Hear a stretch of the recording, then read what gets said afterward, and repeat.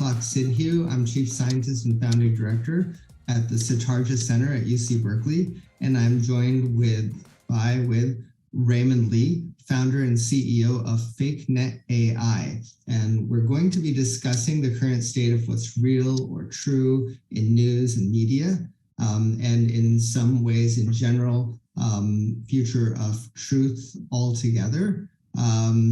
And definitely talk about some of the technology related implications. Before we get started, I'd like to thank our host, Nagarro. Nagarro is a global digital product engineering company with a team of over 13,000 people spread across 27 countries. Nagarro solves complex business challenges through agility and innovation. And now a little description for the Sommelier Series by Nagarro. Nagarro Sommelier Series pairs speakers from different backgrounds and expertise to create the perfect exchange. The goal is simple. They talk, exchange, and discuss. Inspiration is sure to follow.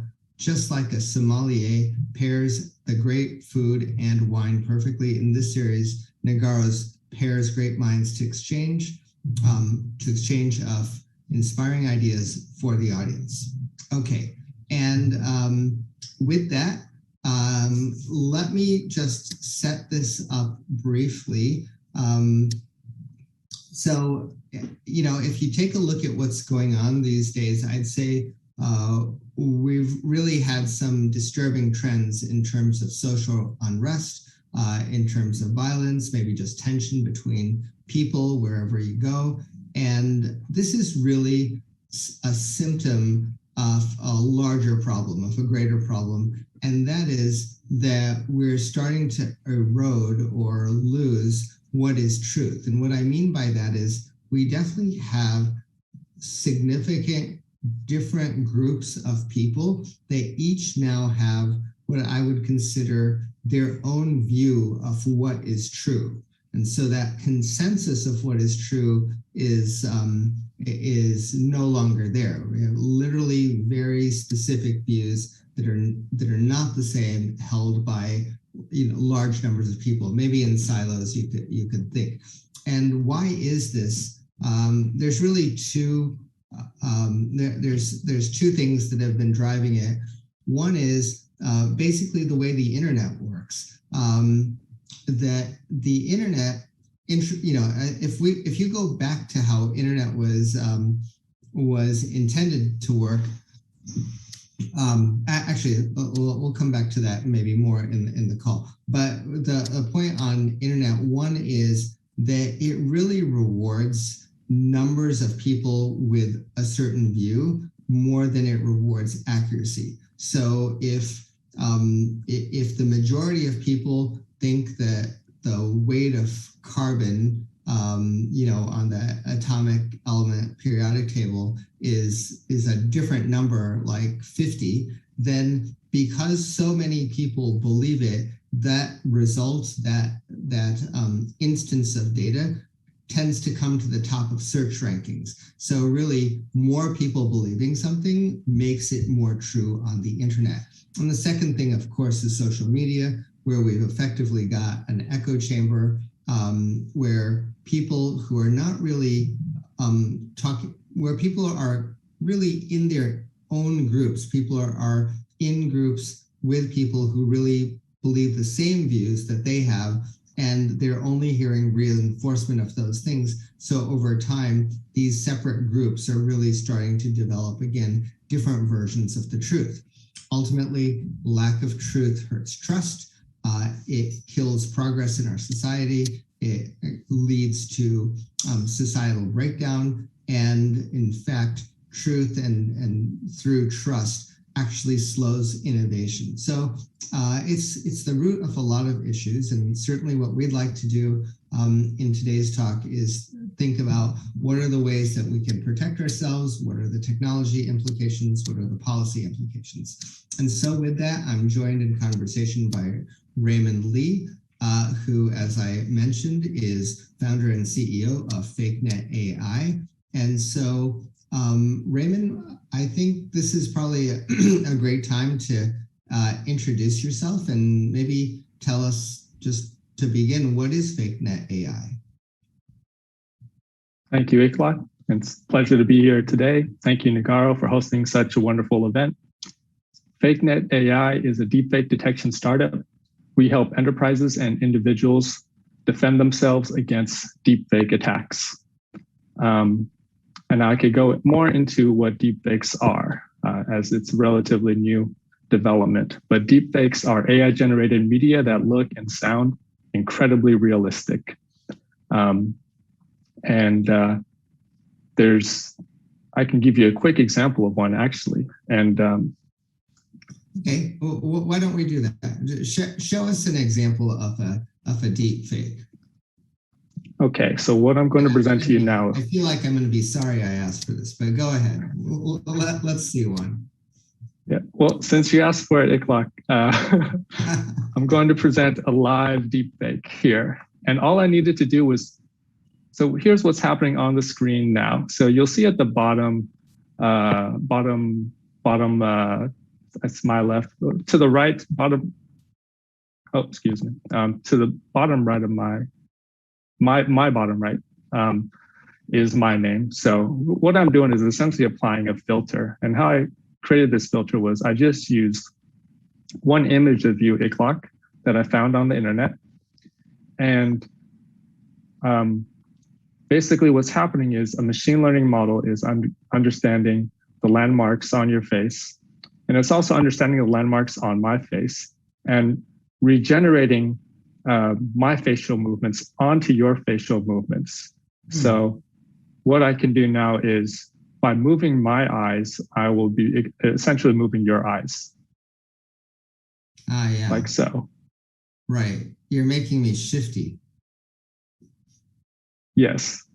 And, you know, this technology is only going to get better and more realistic. As I move my mouth, it's also moving your mouth. As I move my head, it's also moving your head. Now I'll stop the video for now. But that is an example of a deepfake, and that's one type of deepfake, which is a facial regeneration deepfake. The other type of deepfake is a face swap deepfake, and you may have seen these. You may have seen these deepfakes in perhaps videos on social media in which you see your friend insert themselves into a blockbuster movie. And essentially, or you may have seen the Tom Cruise deepfakes in which an actor who looks kind of like Tom Cruise, really sounds like Tom Cruise, has his face swapped with Tom Cruise's face to make it look like it is Tom Cruise. So you can basically like take a character in an existing scene or a movie and drop yourself in place of that character. Is that the idea? That's one use case, and that's more of like a humorous use case. There, you know, that type of technology used to require a visual effects artist to create, and it would take hours to do. And deepfake tech, and it used to take hours to actually insert yourself into a movie too. But now the technology has improved. It's much faster to create a deepfake. It requires less computing power as such. Deepfake using an app on the internet and create one in less than a minute. So no doubt this is scary in some sense, because now I really got to think twice whether I was actually saying all that if I were to find a video of myself. And, you know, like I could imagine that a person could end up at a trial where they've got a picture of them or a video of them like taking something or doing something wrong, and you could, you know, you really have to wonder whether that is real evidence or you know, was manufactured evidence, and it seems so convincing. Yes, and you know, if I had been a better voice impersonator, it would have been even more convincing. And if it wasn't a live deepfake, if I had some time to create it, it would have been more convincing as well. So you can understand the direction that this technology is headed and the nefarious use cases. Before we get into the nefarious use cases, should we talk about positive use cases? We can certainly talk about positive use cases. I'm just trying to think like, okay, all right, let's start with that. Tell me about some positive use cases. Okay, the reason why I want to talk about positive use cases is because overall the sentiment on this technology is largely negative, but I do want to highlight that there are positive use cases. So you can imagine that it's going to decrease production costs on movie sets now that you don't have to hire visual effects editors to spend hours to, enter somebody into a movie. Right. And that those types of savings will also apply to, say, creating corporate training videos. And you could also make corporate training videos more personalized and more engaging for your team because you don't have those.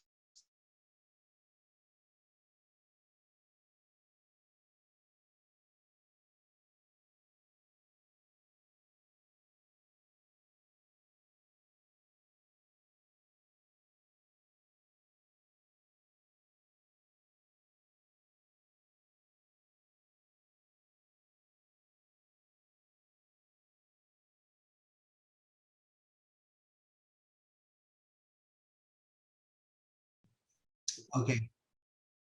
All right. So, so there are these kind of like cost-effective things, and I assume, I mean, to some degree, actors can maybe, to the extent that you can almost have fake actors is possible here, right? So maybe there's personalities that never really exist, but you could create them, and they could be actually in a movie, or they could be on a radio or whatever.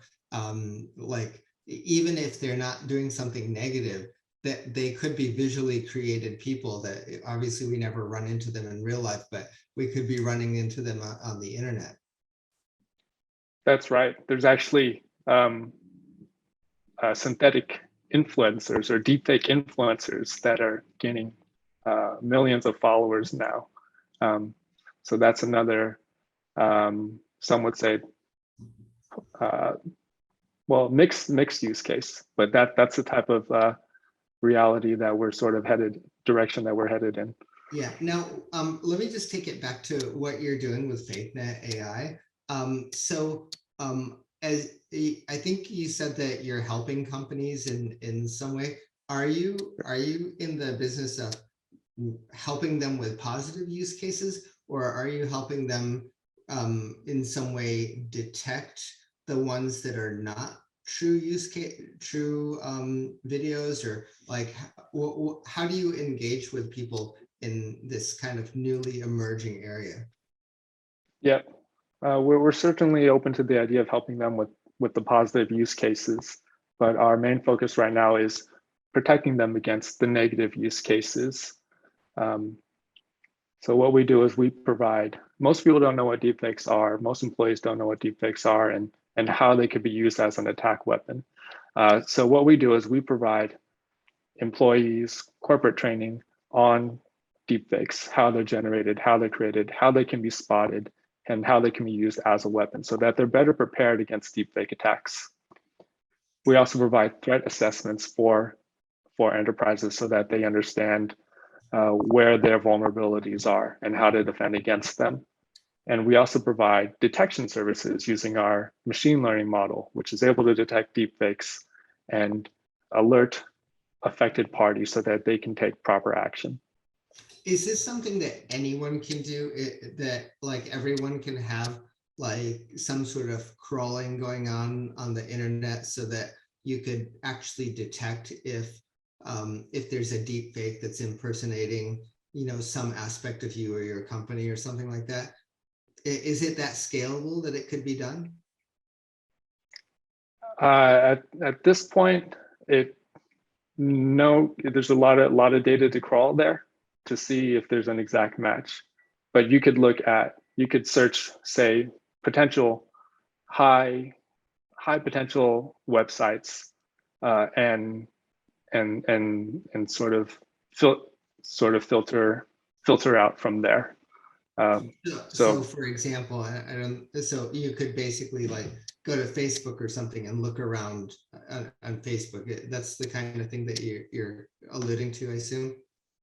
Correct. Or say adult media sites. A lot of the ways deepfakes are used now are to create non-consensual pornography. So people inserting somebody else's face into an actor's and swapping somebody else's face with an adult actor's face. Oh, I see. Just putting a person in a like non-regular situation, if you want to call it that, or like in a uncomfortable situation. Yeah. Correct. There's probably a better word for this, but I certainly get the point here. Okay, all right. And so I guess you can like look for a person's face and see where they are and things like that. This is a little bit like police radar and radar detectors or something. Is this one of those things where like you can do a little bit on the detecting and then the technology is going to get better and harder to do that, and so you'll do a little bit better on detecting the new version of the technology? How do you see this kind of like spy versus spy thing playing out? Yeah, that's exactly what it's like. As it's so the technology behind deepfakes is this technology called generative adversarial networks, in which a generator generates a false image, sends it to a detector, which is trained to spot false images. And the detector then provides feedback to the generator to make that image or video better. And that process iterates until the images get better and better and better, and eventually fools the detector. And then on the flip side, the detector gets better when it has better data to train on. So yes, there's more going on. There's more going on than a generated image here, right? Because the program that you showed, being able to move the eyes or mouth and things like that, that's not just a or is it? Is that like different versions of a generated image and you're swapping them, or is there more to the technology than a generated image? it is. So what the example that I showed you is a regenerative face type of deepfake. And so yes, there's also the fact that essentially a model that is trained on similar images and trained on that face in different types of angles and such, so that it understands what a face looks like in different angles. And then keep going. Yeah, and then so then it learns those types of intricacies, and then applies what it learns to similar types of faces, so that it can predict what a face will look like in different types of angles and such. I see. So yeah, you basically can take the image and merge it with different positions. So so you're getting that face, but from this angle or that angle, or it's like it literally is the merge of those versions. Okay. And is there any, I mean, besides detecting it, besides just that you can see that this particular image is that person, and like it's kind of like finding a needle in a haystack in some ways, right? So it's like, okay, we can find a picture of you and clearly this was not you, given the situation or whatever it is. Is there anything else that could be done? Like, for example, is there something in buried inside the image or some way that you could just know that this is a true video or a true image versus a not true image? Yeah, I want to shy away from the term true, but authentic versus synthetic is the way the way I look at it. Okay. We're not looking at, say, the content of what is being said in the video. We're strictly looking at whether it was generated through AI or not. And so one detection method that we use is a low-level detection method in which we train a machine learning model to look for pixelations or artifacts that are characteristic of deepfake videos.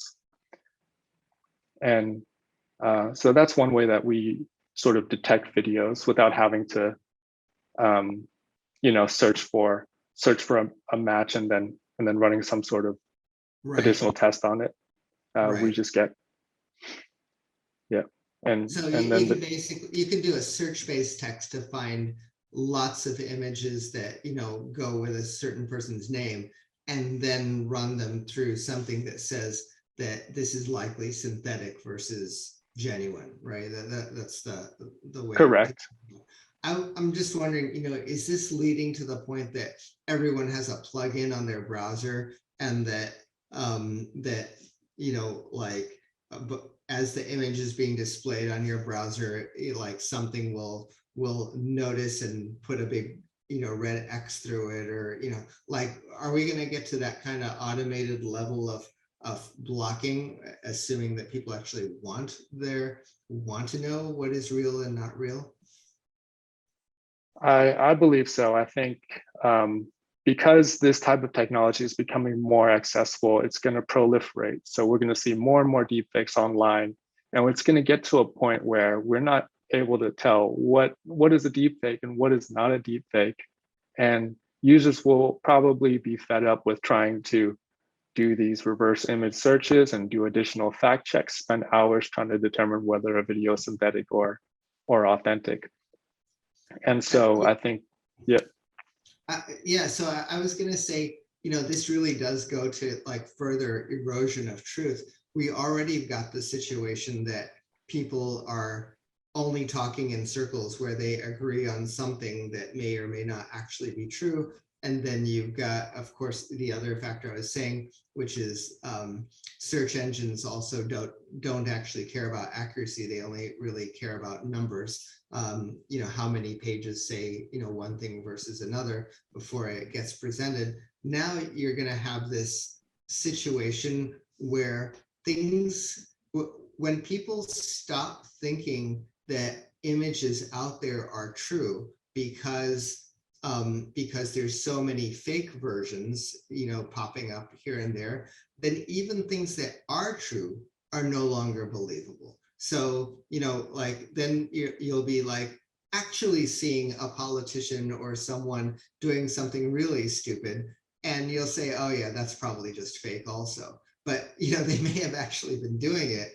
It's just if you don't want to believe that happened, then you just will, now you've got yet another reason to believe that, no, that person would never have done that.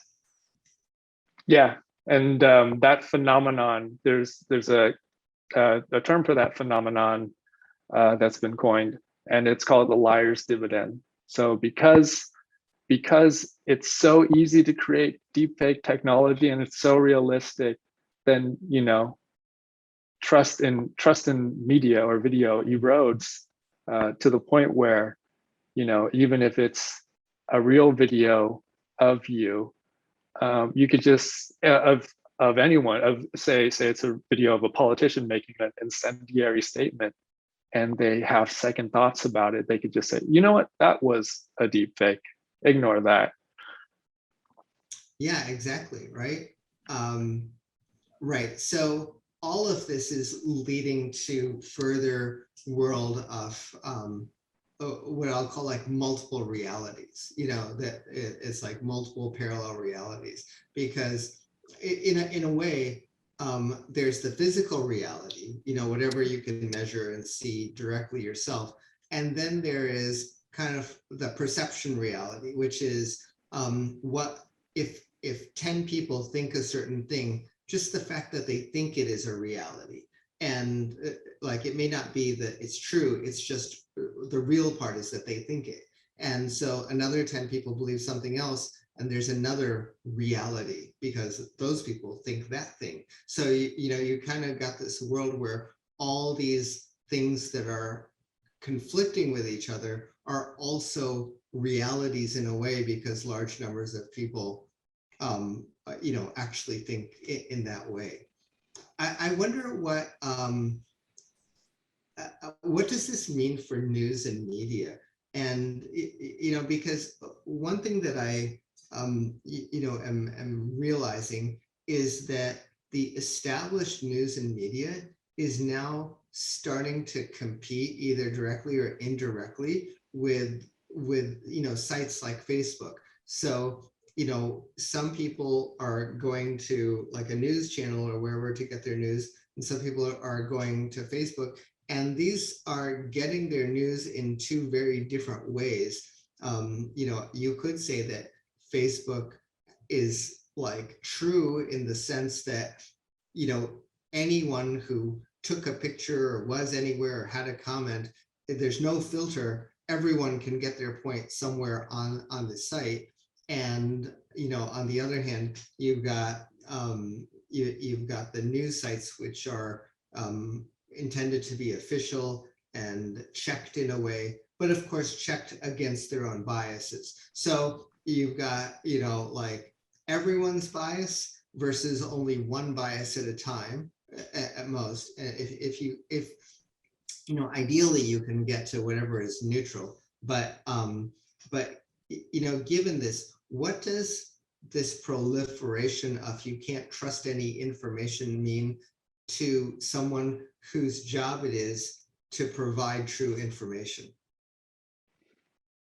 That is sort of the battle that news media is facing now. Social media algorithms are designed to get users engaged, and the most engaging content tends to be the most say sensational content, sometimes the most negative content that elicits a strong emotion. And so posts that are meant to be this way, which are not going through the rigorous review process and checked for factual information, those types of posts, they're incendiary, they're getting more engagement, and they're drowning out the posts from, say, more trusted sources, news media, who are putting in the time to go through the process. Yeah, but let's just extend this conversation a little bit. We've had fact checkers on news sites for like a few years now, and every day I'll be like, there were this many lies reported today, and it'll like, this was true and this was not true, this was not true, this is not true, and to some degree nobody cares anymore. It's just like, yeah, there's they say it was a lie, somebody the other channel says the first channel was a lie, right? It's just this like onslaught of like, people are checking but nobody trusts the checker, or nobody cares whether that was true.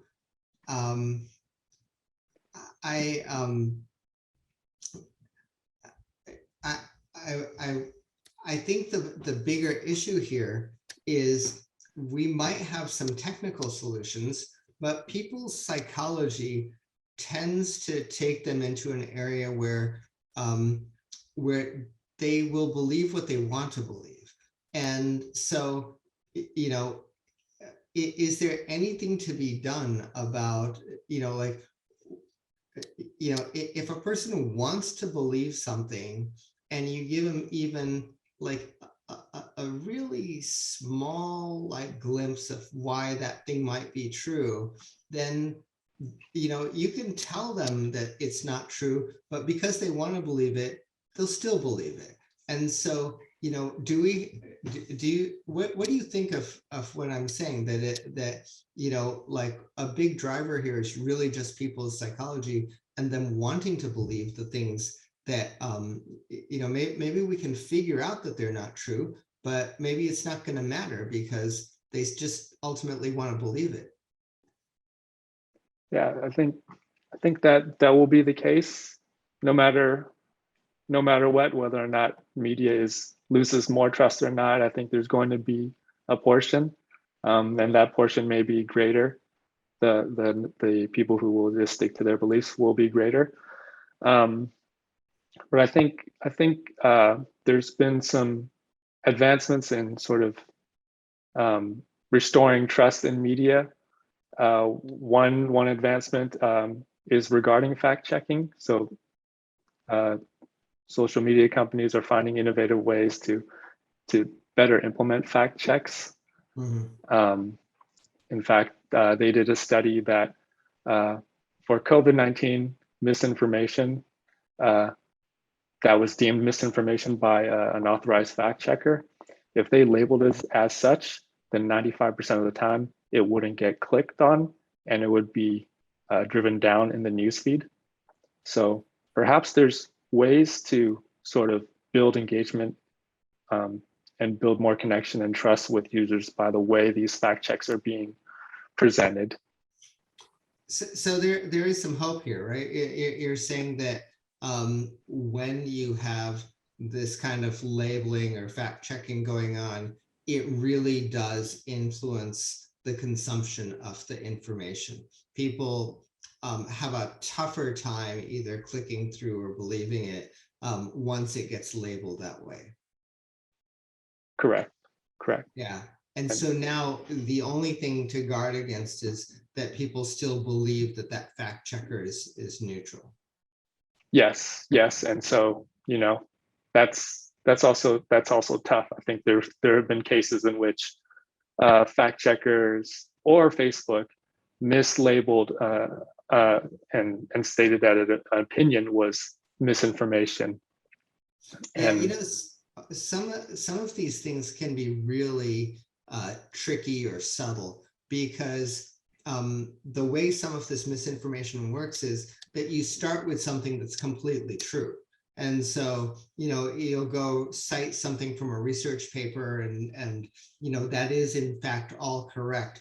And then somewhere, 2 sentences after that, you add in something extra that just isn't true at all. But because the beginning was all very accurate and referenceable, and it's like, so-and-so in this study in the whatever Journal of American Medicine or something, we find, and here's the exact numbers, and then it says, however, an interesting finding is, and then you put your complete hoax lie right after that. You have to be really like very sophisticated to say no, because most of that text was indeed in that journal, and now you've got this one extra line that says, however, the ultimate result is that all vaccines are going to kill you, and then and then you're stuck with that whole thing being like inseparable, I guess.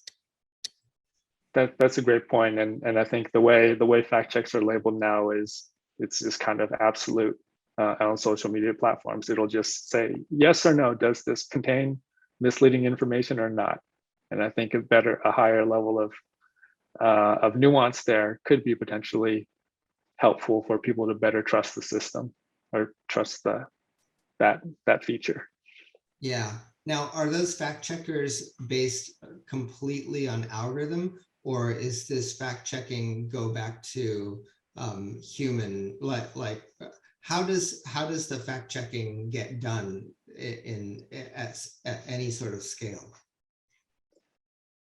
The current fact checking process at Facebook, there's some, not 100% is known. I mean, Facebook doesn't sort of provide as much transparency on its algorithms, but generally a user will report content as misleading.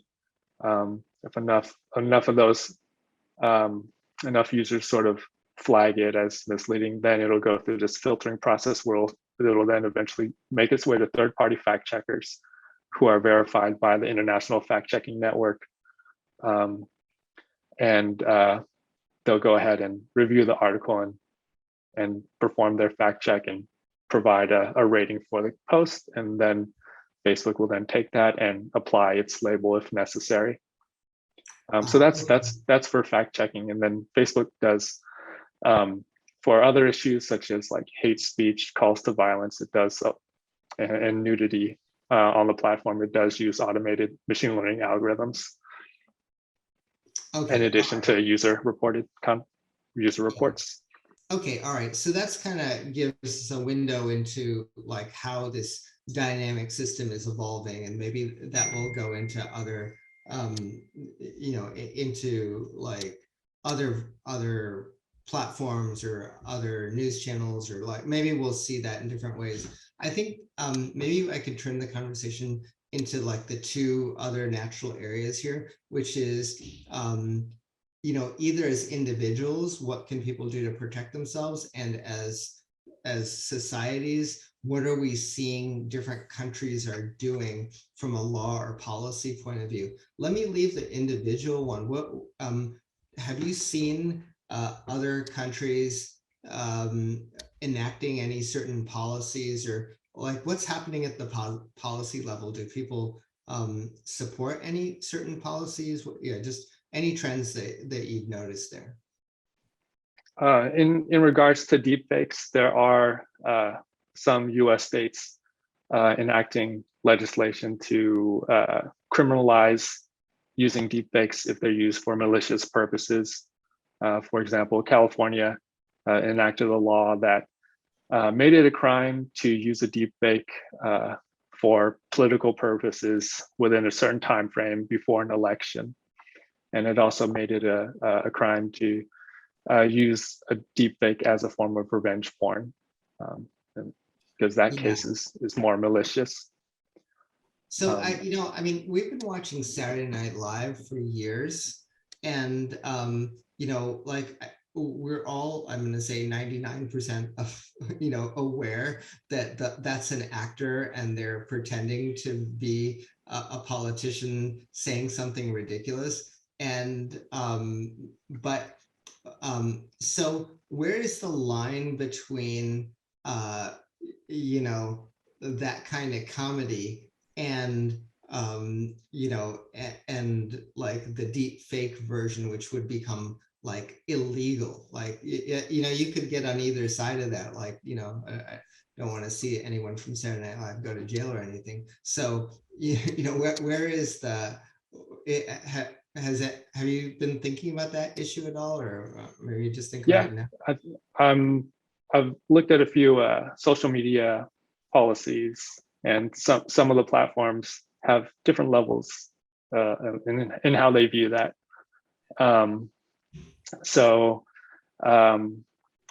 One media company looks at it this way: it's if you create a deep fake and use it in an intentional way to deceive, and it's not parody, then it is against the standards, and it will be taken off the platform.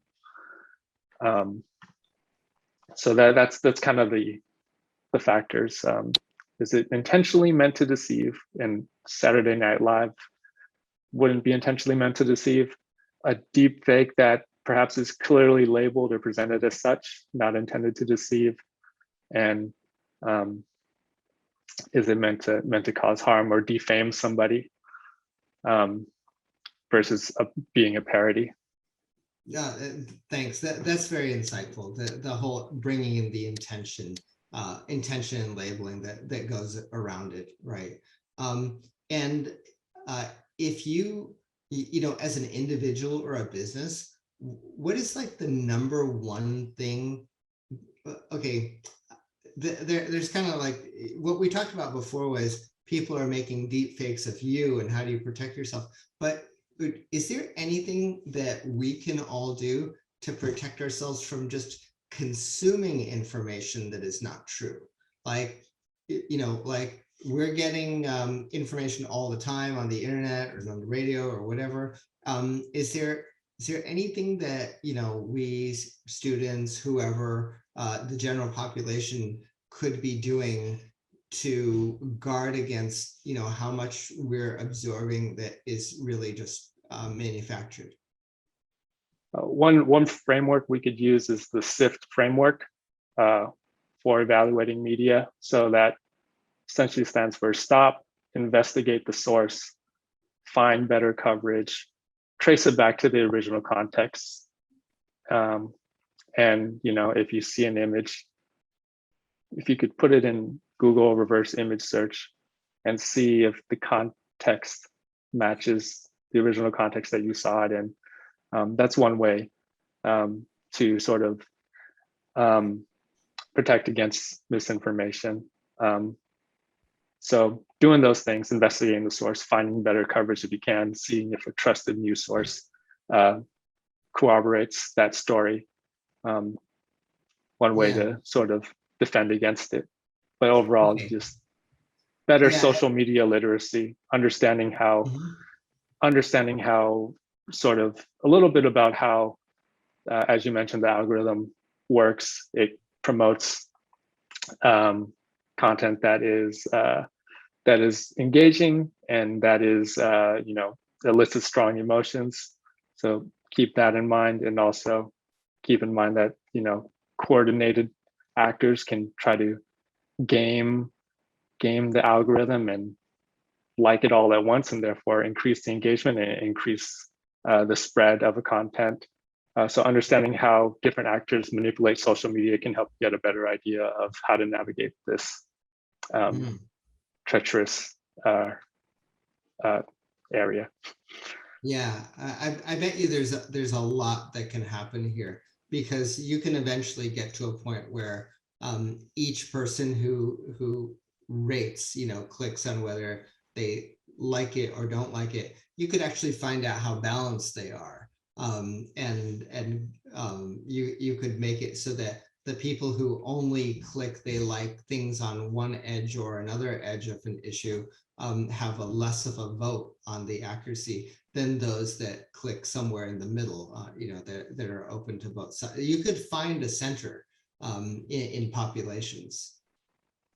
That is a great point. I'm not sure how that's currently being implemented at Facebook, but I think that would be that makes a great point for sort of, or that leads me to this next point, which is greater transparency on these algorithms.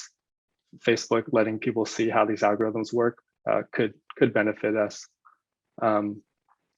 Perhaps regulation on these algorithms could also benefit us. There's been a new bill that's been sort of proposed called the Justice Against Malicious Algorithms Act, which would hold social media companies liable for promoting content that leads to material harm.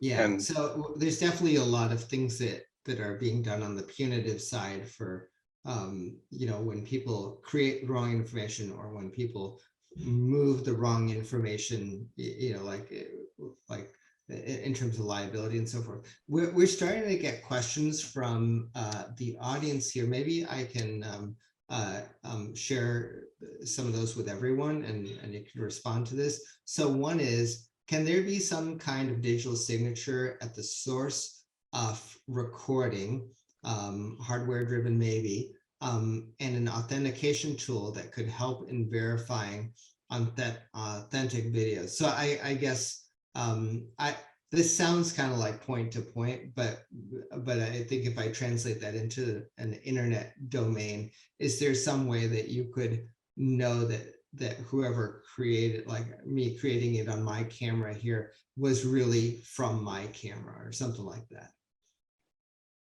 Yeah, I've heard of technology being developed that utilizes blockchain technology and essentially captures metadata of your image from your camera at the time of capture, and information such as location data, information on the pixels in the image, date, time, etc., and stores that on an immutable ledger.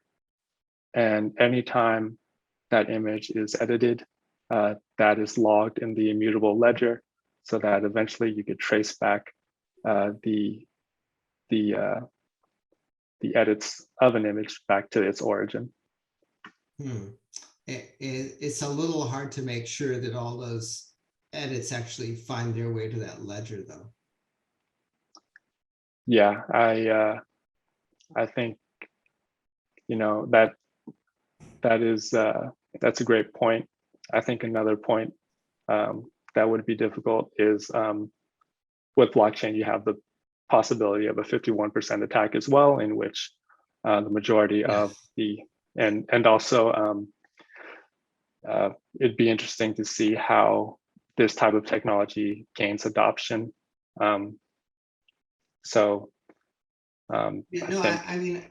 think maybe the idea, ultimately, you can't fix this until you have kind of know your user on the internet. Like until you have to somehow log in and authenticate and provide your driver's license or whatever, and until you can map every piece of information back to and I don't mean map it to a key or some code number, but map to a person, like until you can do that, some of these things break down. But to the point of this question, if you had that, then you could certainly have a key that, or some code that says, I am this person, and then when you get the video from them, it links it back to you. It's like that, yes, this camera was owned by you, and you made that thing, something like that. Yeah, and that type of provenance based media authentication method is currently in development, and I think some companies may be using it now. And that differs from the technology that I'm using at FakeNet AI, which is largely detection based. Right. Let me see, and I'm aware that we are getting towards the end of the hour. There's another question here. The more that we start subscribing to internet news, the video news and the photos, let me see if I got the form of the question right. The video news and photos became even more unreliable. Who do we trust really, and what policies can be create? I think it's a very general open question here. I think this is an observation from someone that over time, as they've been watching news, it seems like it's becoming less reliable. So I guess they're looking for either direct advice on what to trust, or can policies be created to maybe help people know what to trust? I think this is a great point, that local news outlets are competing with these social media giants for attention, and yeah, I think they're trying to survive and trying different ways to try to build their user base. And I'm not sure what the answer is there, but I know the social media organizations such as Facebook has the Facebook Journalism Project, which helps local news media sort of adapt their strategies and allows them and helps them try to grow their user base. That's sort of one option that you could perhaps recommend your local news media to. But that's a great point. These news media companies are struggling to survive. Yeah, absolutely. Like this theme seems to keep coming back in terms of, in some ways, I think like what is really true, and like there's different versions of like, in some ways, did we ever have truth? Or did we just have different versions of the truth? It's like if all the news comes from the government, that's one version. I suppose it's validated by the government. All news could come from, like a news channel that is not the government, or all news could come from like, Facebook, and in which case there's no filter, and you just get like all this random stuff. Like, I think you could probably find arguments against every version of those that, is there such a thing as accurate? Or, was accuracy only a function of that we didn't have the other ones to compare against? I'm not sure I have a question here. It's just this observation that definitely, we're in an era where even defining what is true is getting hard. That's well put. Well put. I agree. And I think I've heard of this concept called an adversarial fact check, where you have fact checkers on both sides of, say, the political spectrum, analyze a report and provide their findings and let the user decide. Yeah. Perhaps that's one way to sort of navigate through this world of trying to find the truth. Yeah. So here we are. First of all, we're getting towards the end of the hour here, and we're at the. I don't know if we're at the end of this discussion necessarily. I mean, I think we're kind of really opening this discussion for future, for people to be talking about and understand and to do different things, either to protect themselves or to understand what's at stake with the policies, or even just understand what's going on. Have you got any maybe kind of final comments you want to comment you're thinking would be like a good thing to either help summarize, or would it be a good thing to think about as this conversation continues forward? Yeah, I think it's I think there's a lot more I could say. I think I'd love to continue having this discussion, and I'd love to engage with any audience members interested in continuing this discussion. Feel free to reach out to me. I'm Ray Lee LinkedIn on LinkedIn. I think it's important for people. One thing that I want to point out is it's important for people to understand the threat of deepfakes,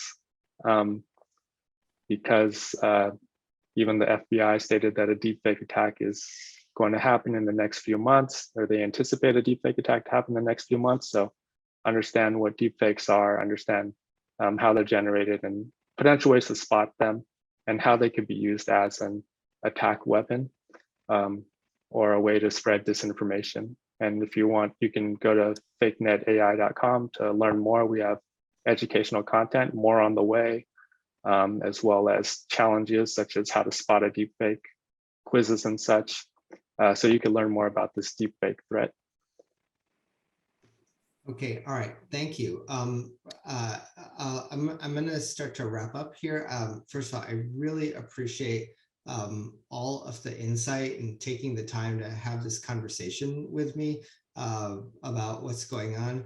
I think my kind of meta summary of this might be that we've been transitioning into a digital world for at least 20 or 30 years now, and in every step we take farther into the digital world, it just opens up new issues for us. So if you go back say 20 years, and the idea that you would put your credit card number into the internet and someone would send you something, but you just didn't know whether you were really giving the credit card to someone who was just going to steal it and spend money on it.